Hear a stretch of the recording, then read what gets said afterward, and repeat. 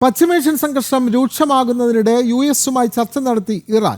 US പ്രത്യേക പ്രതിനിധി Steve വിറ്റ്കോഫുമായി നിരവധി തവണ ടെലിഫോണിൽ ഇറാൻ വിദേശകാര്യ മന്ത്രി അബ്ബാസ് അരാക്ചി സംസാരിച്ചതായി റിപ്പോർട്ട്. യുറേനിയം സമ്പുഷ്ടീകരണം ഇറാൻ ഉടൻ അവസാനിപ്പിക്കണമെന്ന് അമേരിക്ക അന്ത്യശാസ്ത്രം നൽകിയെന്നാണ് റിപ്പോർട്ട്. വിവരങ്ങളുമായി ഐസൺ ജോസ് ചേരുന്നു. ഐസൺ, പശ്ചിമേഷ്യയിൽ യുദ്ധ സാഹചര്യങ്ങൾ ഒടുങ്ങുന്നില്ല.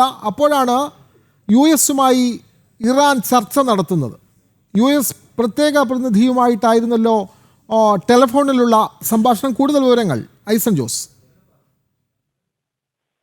തീർച്ചയായും വിനോദ്, നിരവധി തവണ യുഎസ് പ്രത്യേക പ്രതിനിധി സ്റ്റീവ് വിറ്റ്കോഫും അതുപോലെ തന്നെ അബ്ബാസ് അരാക്ഷിയുമായി ടെലിഫോണിൽ സംസാരിച്ചു എന്ന വിവരങ്ങളാണ് പുറത്തു വരുന്നത്. നിലവിൽ ലഭ്യമാകുന്ന സൂചനകൾ അനുസരിച്ച് ഇറാന്റെ ആണവ പരീക്ഷണങ്ങൾ നിർത്തിവെക്കാനുള്ള ഒരു നിർദ്ദേശം അമേരിക്ക നൽകിയിരുന്നു. ആ നിർദ്ദേശം കർശനമായി പാലിക്കണമെന്ന ഒരു നിലപാടാണ് അമേരിക്കയുടെ ഭാഗത്തു നിന്ന് ഉണ്ടായിക്കൊണ്ടിരിക്കുന്നത്.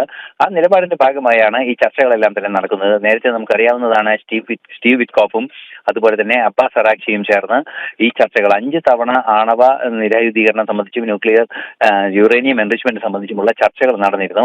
ഇത് 6ാം തവണ ചർച്ച നടക്കാനിരിക്കെയാണ് ഈ നിലവിലെ സാഹചര്യങ്ങളെല്ലാം തന്നെ ഉണ്ടാകുന്നതും സംഘർഷത്തിലേക്ക് എത്തുകയും ചെയ്യുന്നത്.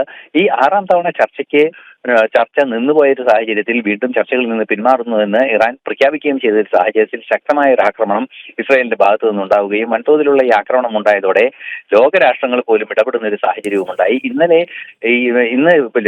രാത്രിയാണ് E3 രാജ്യങ്ങളെല്ലാം തന്നെ ചേർന്ന് കൃത്യമായ നീക്കങ്ങൾ നടത്തുകയും ഇറാനോട് ഇത്തരത്തിൽ ആണവ പരീക്ഷണം നടത്തരുതെന്ന ആവശ്യം മുന്നോട്ട് വയ്ക്കുകയും ചെയ്തത്.